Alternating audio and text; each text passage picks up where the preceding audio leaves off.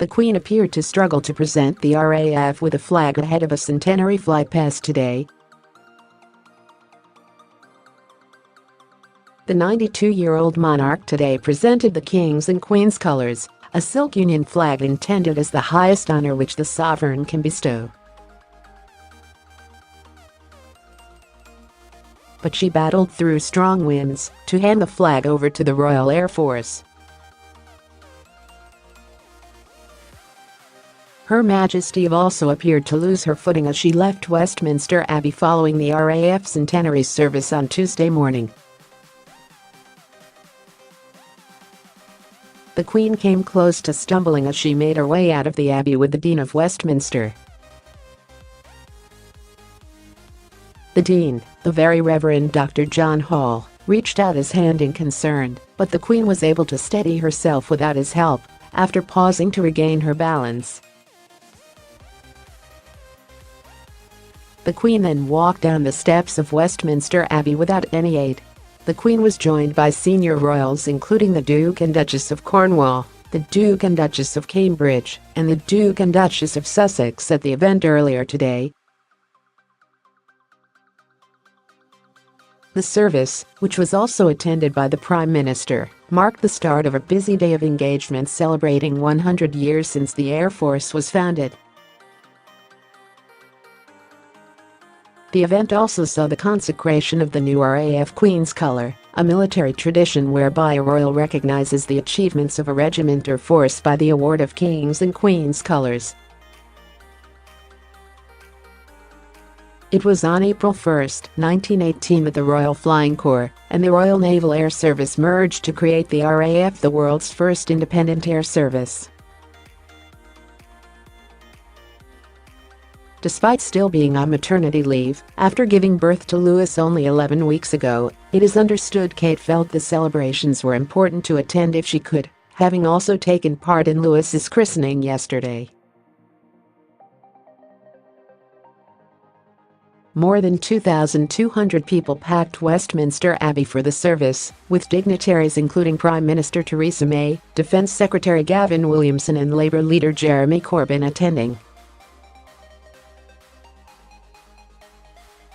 The Queen, 92, arrived for the service as she kicked off a busy day of engagements commemorating the RAF centenary. The Queen looked resplendent in an iridescent purple and teal coat, which she wore over a dress of similar colours. The Queen, 92, opted for a vibrant purple and teal creation as she led senior royals in the commemorative service. The Archbishop of Canterbury, Justin Welby, addressed the congregation and said the RAF has in its first 100 years been a decisive factor in serving the country, as well as being key in protecting democracy and freedom.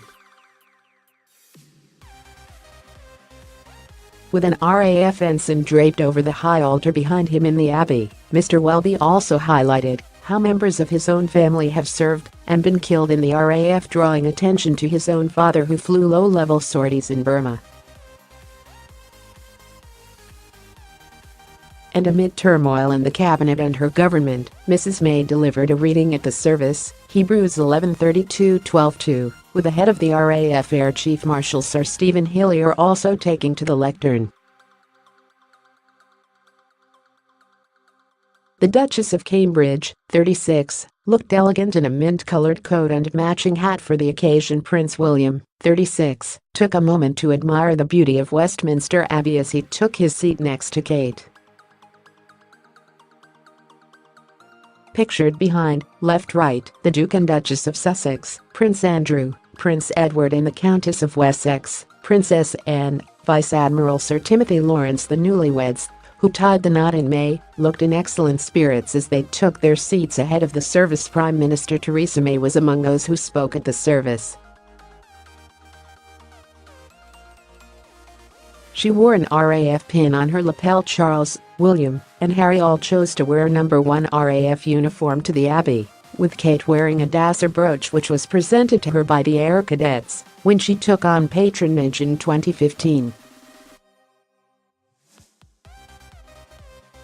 And in keeping with the traditional blue of the RAF, the Queen wore a royal blue silk coat with a turquoise collar and dress in the same color, both by Angela Kelly, with a matching hat by Angela Kelly and a diamond star brooch.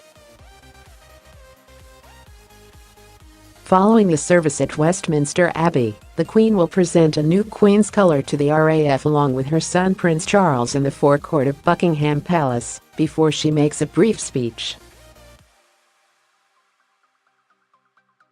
William and Kate shared a light-hearted moment with their new sister-in-law, the Duchess of Sussex, outside the service. Royals including Prince Edward, left, and Prince Michael of Kent, right, don their military uniform. The Duke and Duchess of Cambridge and the Duke and Duchess of Sussex arrived as a foursome for the service. The Duchess of Sussex opted for an ultra-feminine black dress with a full skirt as she joined her husband Prince Harry. The royals will then appear on the balcony of the Queen's London residence to view a flypast of up to 100 RAF aircraft, a parade of more than 1,000 personnel, and a feu de joie.